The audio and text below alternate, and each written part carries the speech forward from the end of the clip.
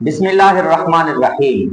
मस्जिद नबवी है, मेरे हुजूर अलैहिस्सलातु वस्सलाम बाकायदगी से अपने प्यारे गुलामों को नमाज फजर या बकिया नमाजें भी बाजमात अदा कराने के लिए मस्जिद नबवी में तशरीफ लाते हैं। लेकिन एक दिन नमाज फजर का वक्त है, मेरे हुजूर अलैहिस्सलातु वस्सलाम ताखीर से मस्जिद नबवी में पहुंचे।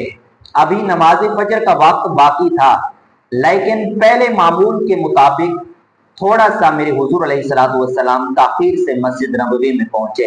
लेकिन ये किसी गुलाम में जुरत ना हुई तो कोई गुलाम एतराज करे कि या रसूल अल्लाह, आप ताखीर से आए, वजह क्या है, सबब क्या है?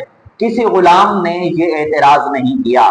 जब नमाज फजर से मेरे हुजूर अलैहिस्सलातु वस्सलाम फारिग हुए तो मेरे हुजूर खुद फरमाते हैं कि ऐ गुलामों, आज आपके ज़हन में होगा कि मैं अल्लाह की पाक बारगाह में आप ये सवाल करेंगे, या रब्बल आलमीन हमें बुरे कामों से महफूज फरमा।